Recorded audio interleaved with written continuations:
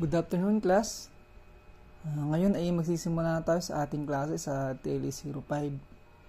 Bago tayo magsimula, pwede ko bang anyahan si Joseph na manalangin muna? Okay, salamat, Joseph. Kumusta kayo? Okay, very good. May absent ba? Very good again, wala. Ngayon ay sa ating pagsisimula, pwede bang buksan ng inyong mga camera para makita ko kung ano yung inyong itsura? Haggard ba tayo ngayon? O stress sa maraming gawain sa school? Yun, mukhang okay naman kayo.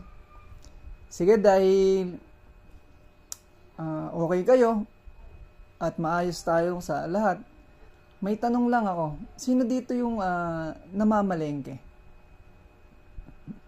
Ayun. Marami din no? Ngayon, sa inyong pamalengke, halimbawa namamalengke kayo, isda, o kaya mga iba't ibang manok, ganun, o ano man. Ano yung tinitignan yung una? Very good. Una, kailangan malinis, fresh, at bango. Diba? Tama, very good. Ngayon, dahil connected dyan ang pag-aaral natin ngayon, ang pag-aaral natin ngayon ay spoiled fish and types of fish curing. Ano ba yung spoilage fish and types of fish curing? Any idea about sa pag-aaral natin ngayon? Ayun, very good. Ang pag-aaral natin ngayon ay pagkasira ng isda. At paano ba ito na prevent? Sige. Ngayon, may tatlong primary agent of spoiled in fish na pag-aaralan tayo. Gusto niyo bang malaman ito? Na yung mga cause kung bakit madaling nasisira ang isda. Number 1, enzymatic autolysis. Ito ay tinatawag na self-digestion is the breaking down of fish tissue by its own enzymes after death. Ito palang enzymes ay nakakaroon ng malaking dahilan kung bakit madaling nasisira yung isda. Nagkakaroon daw siya ng self-digestion. Ibig sabihin, kaya minsan napapansin ko yung sa mga naglilinis na isda, para ma-prevent nila yung isda, tinatanggal agad nila yung laman loob. Madali kasing masira tsaka madaling bumaho pag merong yung laman loob ay andun pa. Kaya ito pala yung isang nakakapagkasira sa isang isda pag namatay. Kasi nga hindi na gumagana yung yung laman loob, 'di ba? Yung kaya ayun yung unang nagkukos ng odor, ng bad odor. At ang pangalawa naman, ang pagkasira ay yung microbial growth. This leads to change in the fish appearance, odor, and texture, making it unfit for consumption.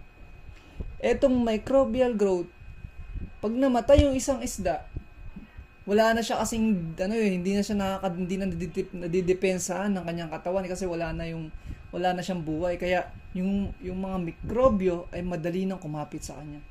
At ito yung nagiging cause ng bad odor tsaka ng pagbabago ng texture. Kaya nakikita natin minsan nagulat tayo bila nasisira yung mga skin ng isda, bumupula yung mata, di ba? Kasi yung mikrobyo ay hindi maiwasan katulad ng mga langaw dapo. Kaya nga yung iba, di ba, pag nirep ay tumatagal din yung pagkasira kasi nga unang-una namamatay yung mga mikrobyo. At ayun yung pangalawang dahilan kung bakit madaling nasisira ang isda. At ang pangatlo naman ay chemical oxidation. Ito daw ay tinatawag na lipid oxidation. Is the process where the fat in the fish react with oxygen. Ibig sabihin daw, yung fat ng fish nagre-react sa oxygen. At this reaction cause the fats to break down.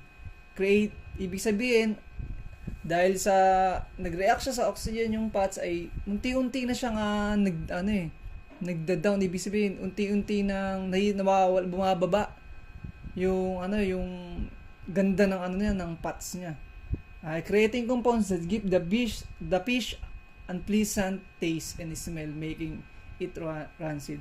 Ibig sabihin, pag yung fats niya hindi na fresh, unti-unti nang bumaba, nagkakaroon ito ng hindi magandang amoy at hindi magandang panlasa. Kaya 'di ba, pag galing agad sa sa napakasarap pag galing agad sa pagkahuli, no? Pero pag tumagal ay nawawala na yung magandang lasa tsaka yung amoy.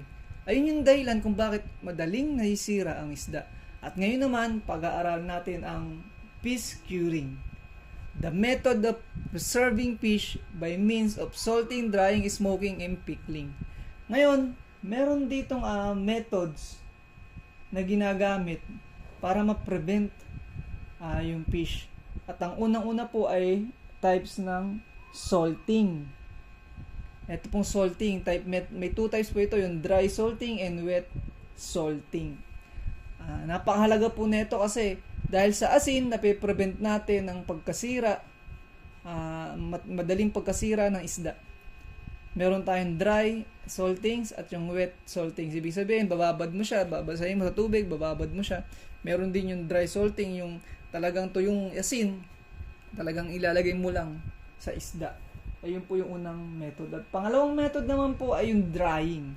Ano ba yung drying? Pinapatuyo sa araw, pinapatuyo sa hangin, 'di ba? Maulit tayo, meron diyan yung mga inuulam natin no?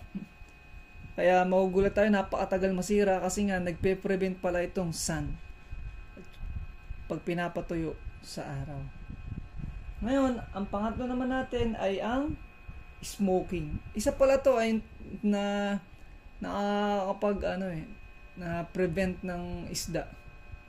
Yung smoking, alam mo yun, yung pinapausok lang siya, parang niluluto siya sa usok, nagiging tinapa, no? Kaya tumatagal din ang pagkasira. Ito po yung smoking.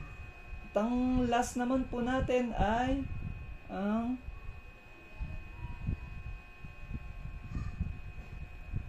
etong vinegar or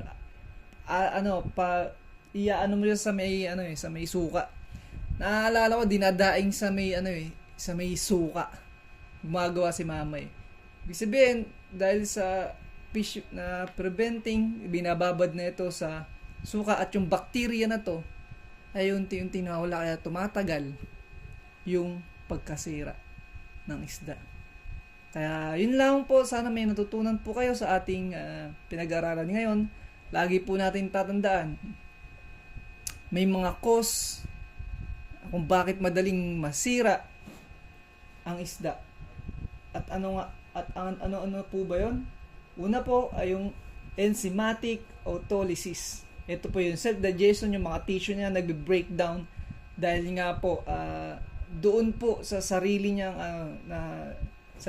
enzyme. At pangalawa naman po, microbial growth. Ito yung cause kung bakit madaling naisira dahil po sa mga mikrobyo na dumidikit sa kanya. At ang pangatlo, yung chemical oxidation. Ito yung nagre-react yung fats natin sa mga chemical, kaya madaling naisira o madaling nawawala ang kagandahan ng isang isda. At ang types naman po ng curing natin ay ito po, ang salting, drying, smoking, at saka po ay yung pickling. Ayan po. Kaya lagi po natin tatandaan na napakahalaga na maunawaan natin ito at malaman natin kung ano ba yung cause ng pagkasira. Kaya sa ating pagpe-prevent ng isda at ng ating mga kinakain o o dapat pag-prepare ay dapat natin itong nai-apply din natin. Kaya yun lang po. Salamat.